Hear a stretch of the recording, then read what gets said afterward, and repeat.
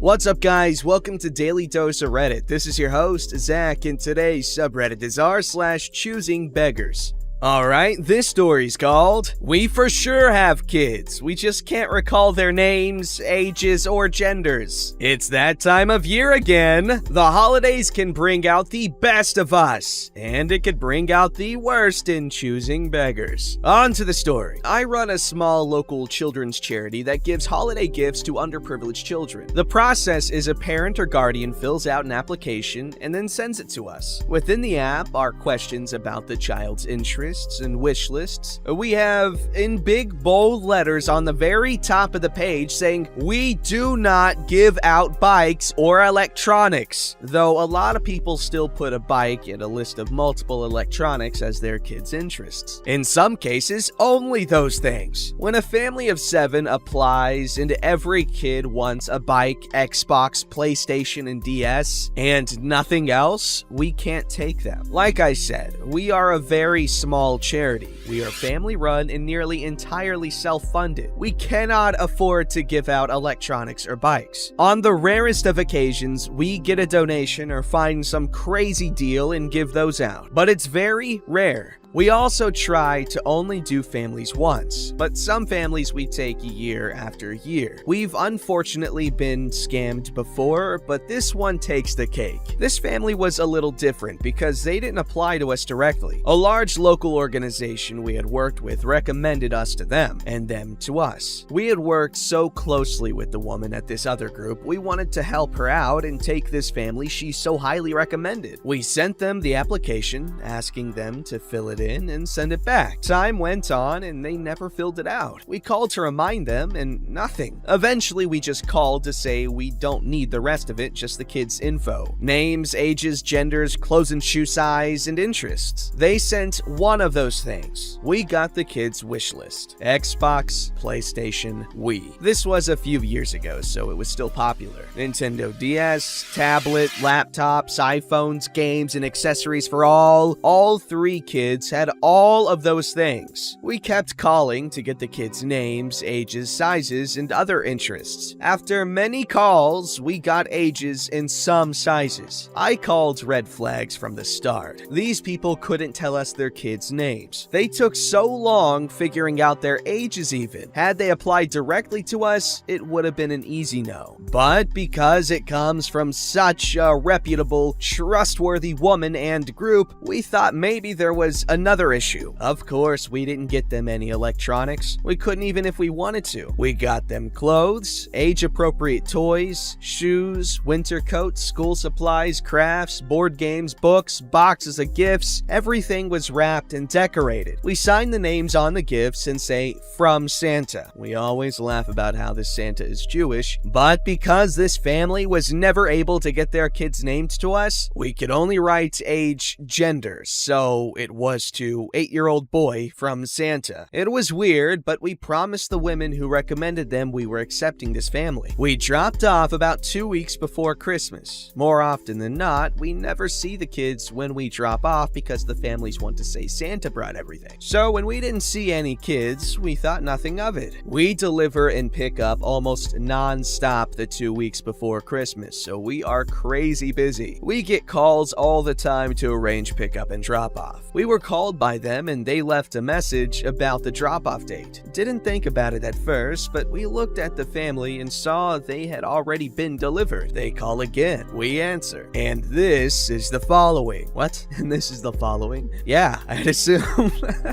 I wasn't the one on the phone, but we talked about it right after and it still sticks in my head. "When are you coming with the rest?" I'm a little confused. I believe we already dropped off your gifts. "We mean the rest." The rest of what? We brought everything when we dropped off. Again, boxes of gifts. "No, none of that was what we asked for. When are you gonna bring the Xbox, PlayStation, laptop, phones, etc.? What we brought was everything. We're not able to give out electronics, and we do not have anything more to offer you at this time. What the hell are we supposed to do with this crap?" Abruptly hangs up. Now, after the call, we realized they called days before Christmas. That means they had opened all the gifts we brought already. The nice new clothes and toys and everything else were great gifts, but had less pawn value. we were disgusted. The number of kids who could have had a nice Christmas and didn't because those people chose to scam us was sick. They make you want to give up. You put in so much work, so much time, so much money into doing this, and these scammers make it feel like it's not worth it. The people we actually help do make it worth it, but people like this just ruin things. I wanted to go back and demand the stuff back. They wouldn't have given it back, and it would have been very dangerous to try. It wasn't realistic to demand the stuff back, but I still wanted to. Though, I admit it's not worth getting stabbed over. We did call the organization that recommended them and told them what happened, and that we were sure they didn't have kids. Unlike us, this other group is a large government organization. They were giving this family rent money, food for 5 people, appliances, and lots of other big items. They were giving them stuff for 2 parents and 3 kids, not realizing it was only 2 adults with no kids. We don't know what else happened after that, but we do know the other group dropped them completely because they decided to yell at us for not giving them thousands of dollars of electronics and complained that their gifts weren't good enough. They lost the people that paid their rent, their heat, gave them their food, and replaced their appliances when something happened, among other things. Happy holidays, everyone! Yo, that is ridiculous! How can anyone do something like that? Not give someone a freaking PlayStation, Xbox, Wii, laptop, tablet, or iPhone? Jerks! I'm kidding.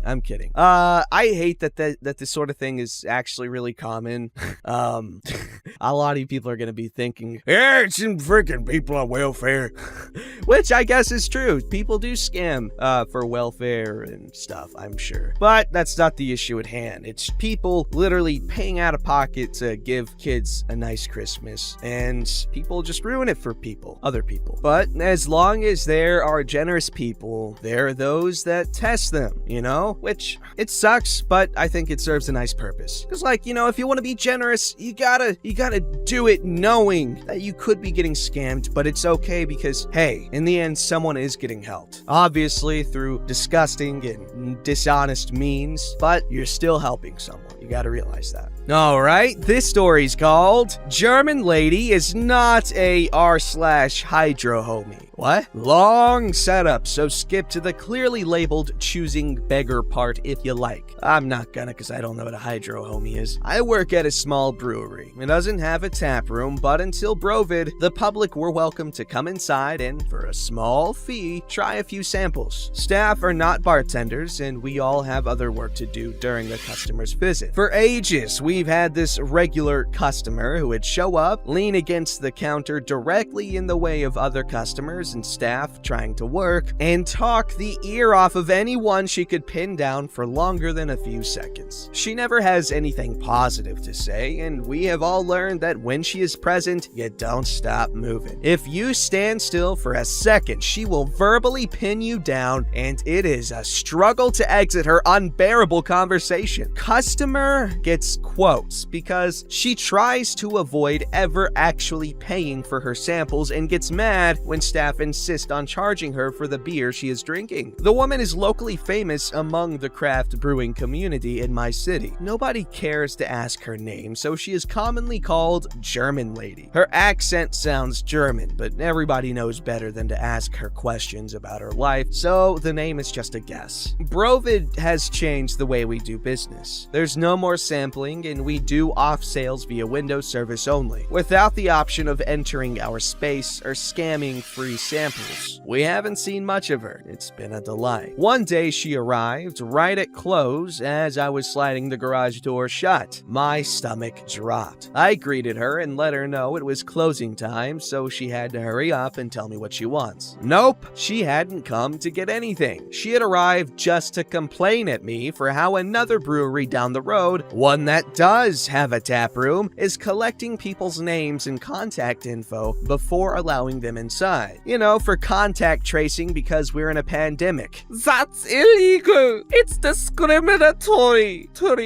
I don't know. You're not going to do that to me, are you? In the friendliest way possible, I told her that we don't need to contact trace because she's not allowed past the plexiglass. She lingered in frustration a while and then left. Here's the choosing beggar part. We're testing out a small new canning line and the brewer does test runs with water instead of beer. He sometimes has a flat of canned water as a result. Also, we occasionally produce some duds when canning our beer. Cans that are dented, improperly seamed, partially empty, etc. go into the bottom of the fridge without labels. These are for staff and friends to grab and drink or cook with. We rarely recall what's inside and there's no guarantee of their actual quality. That's why they're free. Anyway, I'm at work the other day and German lady shows up. She's angry and demands to speak to the brewer. I tell her he just left, the truth, and although it is obvious that I am alone, she lingers, giving me suspicious looks. I guess she knows that people often lie and hide to avoid her. Once she's convinced that he's not going to come out to face her wrath, she lays it on me. She scolds me because the previous day, my boss had given her an unlabeled beer can and the contents had turned out to be water. I was unsympathetic and informed her that the unlabeled cans he gives away for free are free precisely because they are flawed and there's no guarantee of their contents. She wanted to press me for a replacement or an apology or something. It was not gonna happen. She rolled her eyes and marched off in a huff. I figured one of the water cans had become mixed in with the flawed beer cans. Big deal. Later, my colleague who had worked the day prior visited. I shared the story of German lady's visit. He laughed and told me that when our boss had handed her the can, he said, "Here, want some water?" It hadn't even been a mistake. He had handed her a can of water on purpose and had told her it was water. Like most people who never shut up, German lady has never listened to another person in her life. She paid more for the bus fare to come down and complained than she had paid for a free can of water. That definitely does not sound like someone I would want to be a regular at my freaking place. I would put up a sign that says, no German sounding accents. I don't care how discriminatory that is. I just don't want people like that. And I'm sorry, I'm generalizing now. Anyone who has a German accent, no can do, buddy. You're not allowed in my brewery.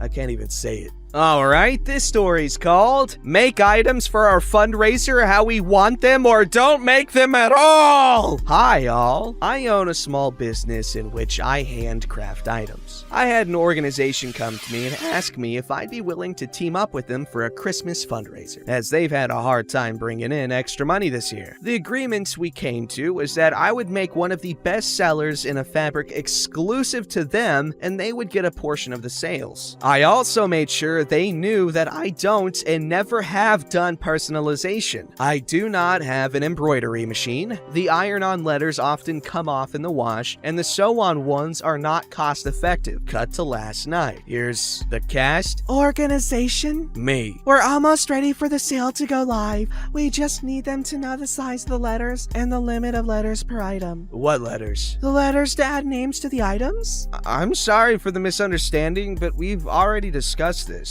I have no way of doing personalizations and never have. However, I can suggest an Etsy shop that allows you to personalize a patch in any color or font you want. The patch is about the same cost as an embroidered personalization would run. The customer would need to order the patch themselves so they could personalize it however they wanted and have it sent to me. I would send them a picture when I got it to make sure it's right and add it to their item at no cost. That's not going to work. We want the items personalized as something special you would do just for us. We've already told people you would be doing so we just need the letter size and limit. Thanks. I cannot do personalization. It is not a possibility, as I do not have the right equipment and we discussed this prior. I'm sorry, but the answer is no. Also, you've hit me in the middle of my busiest time of the year, and I simply do not have time to take on the extra work of personalizations. I'm still excited to sell the unpersonalized personalized items as I normally sell them to make money for your organization. We don't want them if you're not willing to personalize them. Just to clarify, I'm willing to make items for you to earn your organization money with no extra work on your part, but you don't want to do that if I will not personalize them, which is something I can't do. Yes, so what are you going to do for us?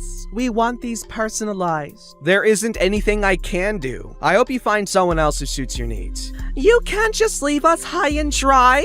We need you to personalize these. What if we find someone who can personalize them and you take the items to them and pay them to do them? You can charge enough to cover their costs. No, thank you. Have a good night. I ended the conversation at that point. That would be a nightmare at tax time. Not to mention, I'm smack dab into my busy season, backed up on orders, and don't have time to run the items to someone. Every time I get an order for an item, I'll make $8 off of. Suddenly, I think I understand why they're having so much trouble doing fundraisers. I would have been more polite, but the attitude of the coordinator was truly astounding. I'm willing to give up some of my profits, and you're choosing how I make items and begging me to do them differently? Man, this subreddit just upsets me. Yeah, that freaking organization is full of jerkbags with jerk idiots. That's right, I said it. No holds barred. Alright, this story is called $5 Minimum. I live in New York City and hopped on the L train 2 nights ago. What was that? The loser train? This young kid, maybe 14 years old, walks over to me immediately holding a paper and tells me, "I'm collecting money to buy jerseys for my basketball team." I give him $1 and look back at my phone. The kid goes, $5 minimum. I thought I misheard him, so I take my headphones out and he again goes, $5 minimum. So I explained to him that this is a donation. He's not offering anything and he should just take the dollar. He goes, "You have mad cash in your wallet, you just cheap." I told him he's being ridiculous and he should be happy he got anything. This little kid goes, "You're just being disrespectful." Then pulls out mace and goes, "Run your pockets." I laughed at him and he got more pissed. He kept telling me he was gonna mace me at the next stop. Some random guy across the train, totally unaware, called him over and handed him money, and the kid jumped off the train. I have lived in Brooklyn, New York my entire life. I have seen some crap. I have never in my life seen this level of entitlement. This sub is the first thing I thought of and wanted to share. That is actually freaking bonkers. Pretty sure I've ridden the L train. I didn't really see anything too nuts on the subway, but I did see this, actually I saw this subway performer guy. He was like, oh my god, I'm not gonna tell that story. I'm an idiot in that story. But, there was this cool dude singing opera in the station. That was sick. He was really, really good. Don't forget to like, subscribe, and hit that bell to never miss an episode.